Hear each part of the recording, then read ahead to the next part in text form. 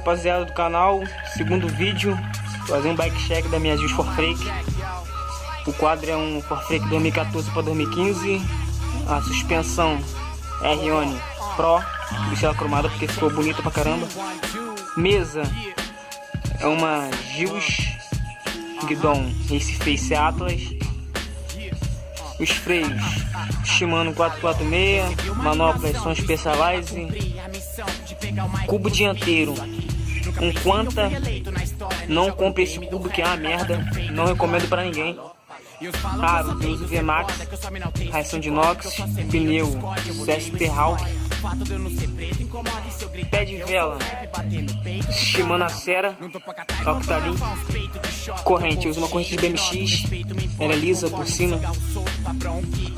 Vamos falar na roda traseira, aro VMAX também, cubo Joytech, muito bom esse cubo, recomendo. Claro, VMAX de novo, pneu CST Hawk, canote Gilles, recomendo porque é bom.